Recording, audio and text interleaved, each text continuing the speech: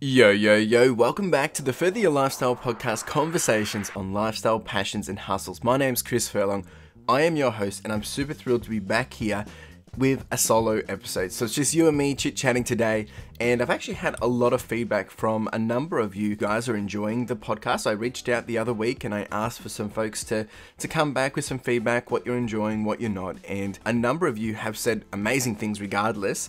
And some of you also mentioned how much you are enjoying the solo episodes as well. So I'm going to try and do these a bit more, and whether it's two guests and then me, or a couple of me and then a guest, just to spice it up and keep it fresh. And today's episode is all about change. That is the topic. That's what we're talking about. And I think it's a very important topic of change. And there is a saying, or it might even be some lyrics now, that constant change is here to stay. Now, before we jump into it, I appreciate you being here. If you are new here, we are on YouTube, we're on Spotify, we're on Apple Podcasts, Google Podcasts, all those great places.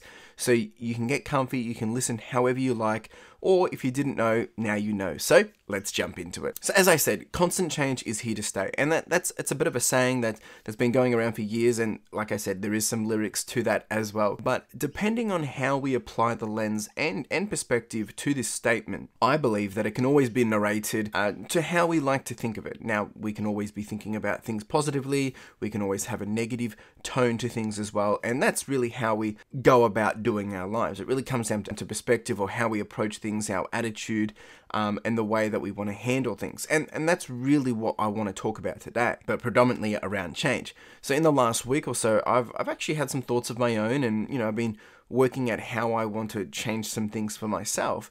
And I thought, well, why not? Let's have a chat about it. And the big question that I want to ask you today and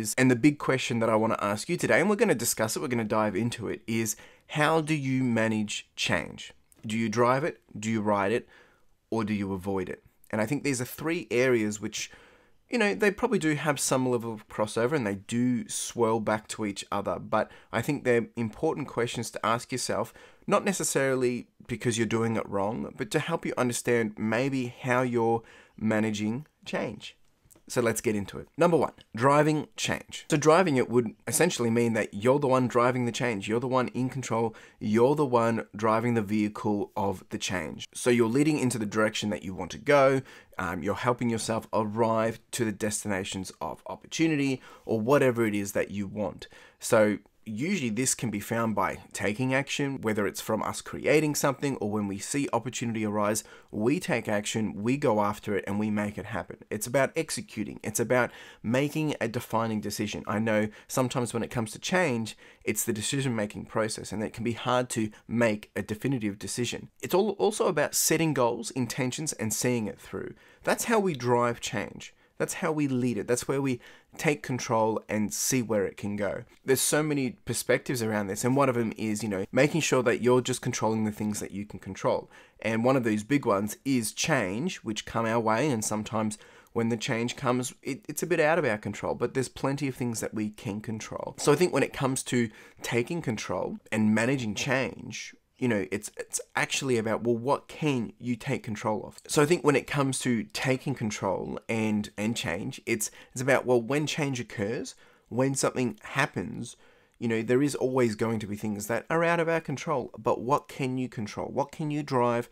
What can you use from this to help you get to where you're wanting to go? And it actually also then splashes over or spills over to point number two, which is riding change. So these are like riding the waves as the change occurs. So it might be pivoting, it might be adjusting, it might be leveraging the ins and outs as they come. And they won't always be the best, they won't always be perfect, but they will be a ride of lessons. And I think, if anything, in the last couple of years, being 2021 at the moment, we've all learned that things can change very, very quickly, and they can be out of our control, as mentioned before. But it's then, how do we ride that? How do we control the things that we can control? And in some sense, it is about driving them. But when it comes to riding, it's all about how you're, getting on board with it, how you're managing that very moment. And I think when things do happen and they're out of our control, there are many things which are in our control, because due to the circumstances, we can manage that. And some examples of this might be how we're responding, how we're reacting, how we're thinking about it, or how to think differently. How do we approach it? How do we adjust? How do we apply ourselves? How do we then go ahead and execute? You see, it's like if you think about it from a workforce perspective, when the pandemic hit, that meant that a lot of people had to start working from home. There was businesses that were already equipped for this, so they didn't have to change anything. They were ready to go, and they were able to just ride the wave and help other businesses continue to do this or start to do this. And then there was the businesses which had no idea how to operate, I guess, location independent or from working from home. They didn't have the infrastructure. They didn't have the processes in place. They didn't have maybe the trust with their employees. So that was something that they had to, I guess, it forced them to change, and they could have decided, no, we're not going to do this. We're going to push back, or, they decide to still try and operate within a building. And then you've got government policies, you've got restrictions, you've got people not wanting to be and not being comfortable. So how they decided to ride that wave of change was up to them. There was people also that lost their jobs. In this circumstance, that sucks, right? To lose your job.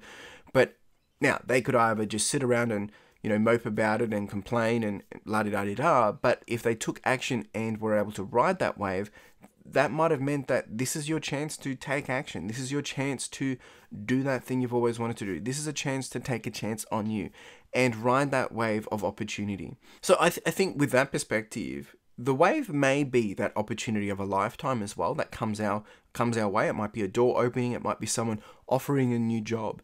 And sometimes we don't weigh it up. We don't give it an opportunity of thought. The wave may also be a huge impact that pushes us to think outside the box. AKA, it's been the pandemic. A lot of things have had to change in the last 1 to 2 years very, very quickly. And it pushes us outside of our box. It pushes us outside of the norm. And it's pushing us to be uncomfortable or get uncomfortable.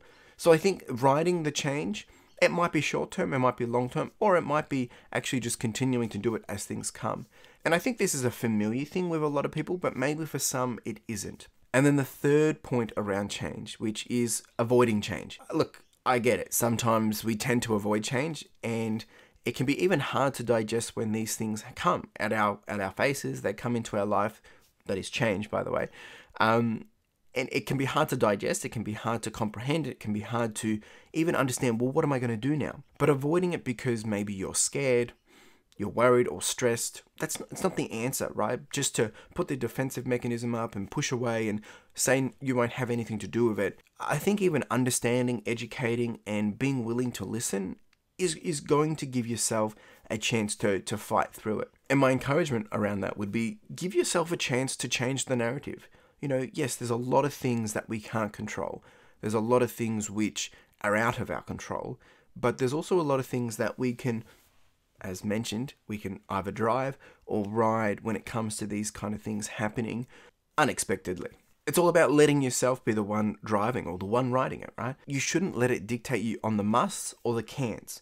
Because, if people had given up when they were said this can't happen or this won't happen or now we can't do that, well, then a lot of things wouldn't have happened. And I've got a good example of this is during the pandemic, this year, it's the year that I've taken a chance to build out this podcast, to start my own business, to do all these different hobbies and dreams and goals, running a 50K or training for a 50K at least. And that event has changed 3 times. I've had to change my running plan. I've had to extend my training. That has meant that, when I thought it was going to be in September and now it's in December, I could have given up and said, nah, I'm not going to do it anymore. No, I've adjusted, I've pivoted.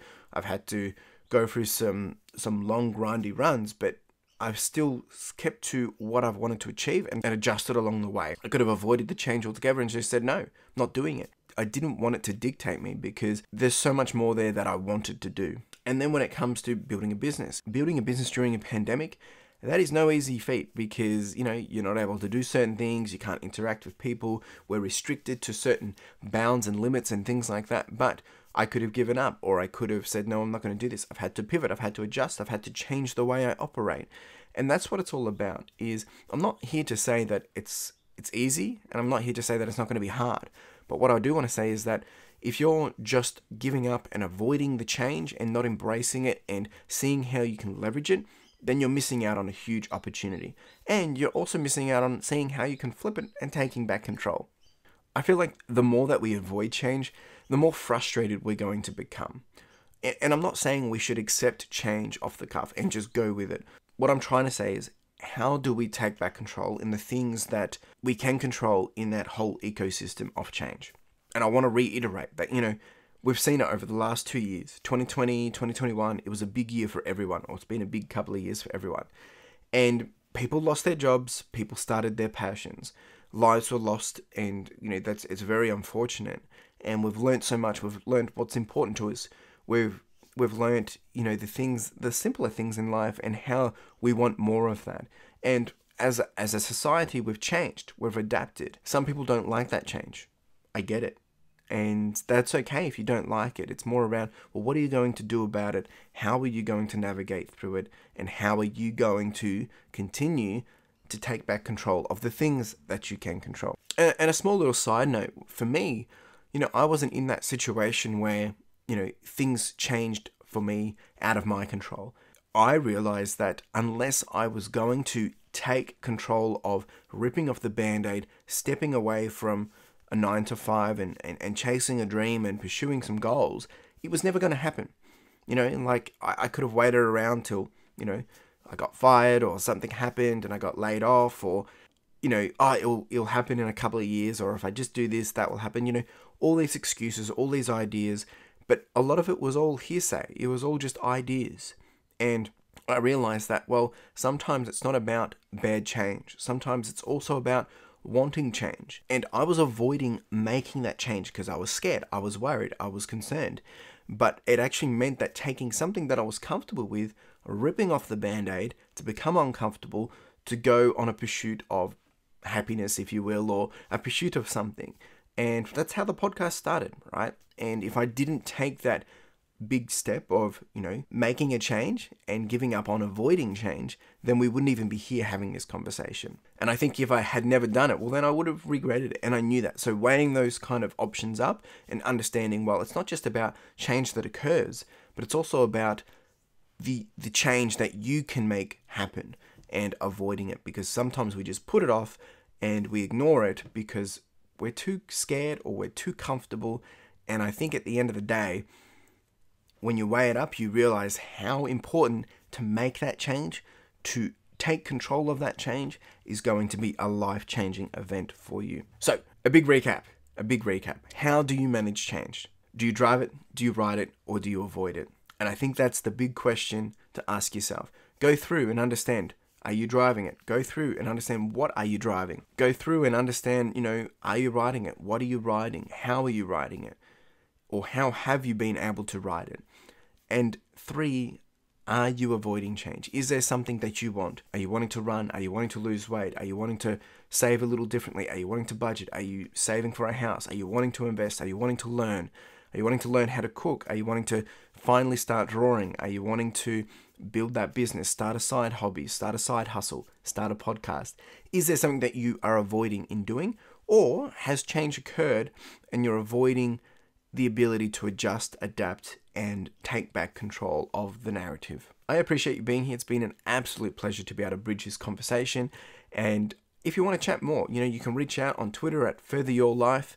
You can reach out on Instagram at furtheryourlifestyle, or you can drop us an email at hello@furtheryourlifestyle.com. Of course, if you are watching this on YouTube, you can drop a comment below. More than happy to continue the conversation about this or anything else for the matter. Otherwise, I really do appreciate you being here, and you have a wonderful day. Cheers. Now, if you didn't know, we do have the podcast merch, and this is with a key focus of enamel pins. Now, if you haven't checked these out, make sure you do, because the intent of these are really just to be a small token and a reminder for you to charge on, to push on, and to further your lifestyle.